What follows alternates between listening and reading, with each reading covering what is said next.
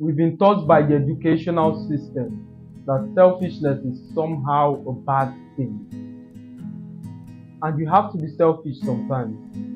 In its extreme, of course, that statement becomes valid, but you've been worrying about every single person. It's time to care about yourself. Remember when that guest showed up impromptu and you had to leave your daily schedule in order to make him or her feel comfortable? With every joke, you glanced at the time. Every story felt like you were reliving months of this guy's life. He finally leaves. You glanced at the time. The day is almost over. I'll start tomorrow. That action, compounded over a long enough time frame, can engender stagnation. That's why most of you ask the question, I've been putting in the work, I've been doing every single thing I know to do, yet I'm not seeing the pertinent results. I'm not seeing a consolation, the late night. My friend, the diagnosis is you believe you're taking action because you have all of these daily tasks drafted up, but when it comes down to it, you're not ticking the boxes. Whenever you settle down to do something, the phone rings, a body needs help, and because you're selfless, you have to show up. And none of this in its right proportion is bad, is the extremity that I'm against. And in fact, anything in its extreme is terrible. Take sugar for instance, it sweetens our tea, also engenders diabetes. So you have to be very careful. I come from a place of humility and agreeability where we deferred from confrontation. Anything people asked of us to yes, yes, agreeable, to avoid confrontation. Let's go do this. Even though I didn't want to do it, I would agree, then fret and curse while doing the activity. On a long enough time frame, I asked myself, why are you here? Because I couldn't say no. Even the moments where I declined, I would beat around the bush, not going straight to the point. Make it as open-ended as possible, leaving room for further coercion or coaxing rather. Let me refrain from using the word coercion or persuasion for further persuasion as opposed to using statements like no, I'm not disposed. The moment when you begin to say no to things that are inconvenient for you, you become like a machine, a terminator. What's next? No, no, no. That's all you want to do. And you have to be very careful in moments like this. The first time I declined an event, I felt so much power that I began declining events, even though they were to my benefit. I seized every opportunity to exercise my willpower. No. Do you want to do this? No. Sometimes I would position myself so they would ask me in order for me to decline.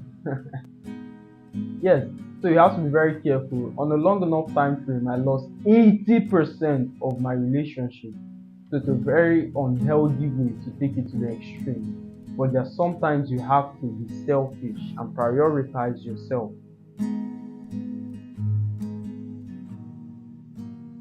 In that situation, I remember going home feeling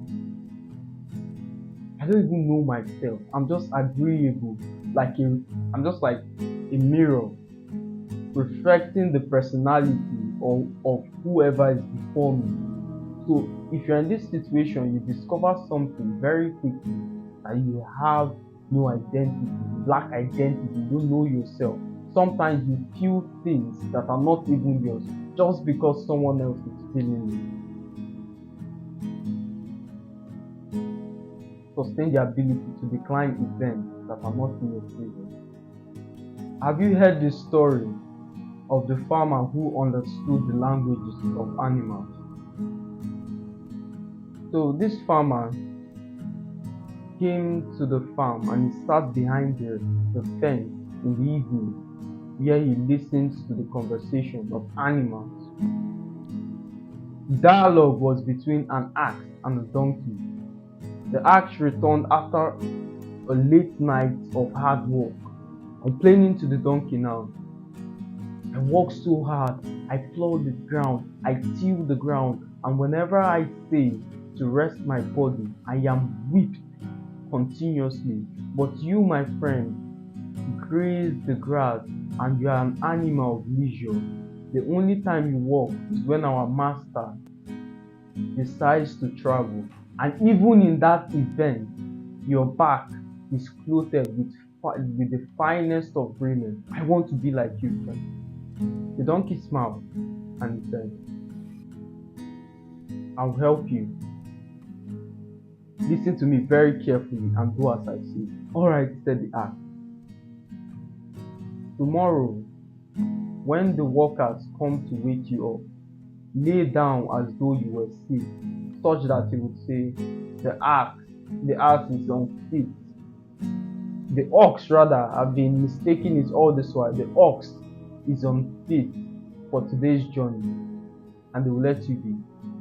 The next day rolled around, the ox now, I don't know why I keep substituting one for the other, but the ox did as the donkey said. The worker reported to the master, Master, I believe the ox is not feeling well. What about the donkey? Saddle the plow to his back. That was how the donkey was dragged to the farm, and he plowed and labored day and night. In the evening, the farmer returned, as well as the donkey, to listen to the latest conversation. The donkey entered the stables. The ox ran to him. The next day, in the evening, the farmer returned to his usual spot to listen to the new dialogue. The donkey returned, tired as hell, his body broken because he's not used to this kind of labor. Immediately, the ox spotted the donkey. He ran to him. Thank you so much. I followed your advice and I got a break from today. I appreciate you. What do you mean, thank you? I had to do your work. You know what? Get out of there. I regret helping you. And after that day, the donkey ceased being friends with the ox. The moral of the story: never help someone such that his problem now becomes yours. Be selfish today. As always, my friend, it's a pleasure speaking to you. I'll see you in the next one.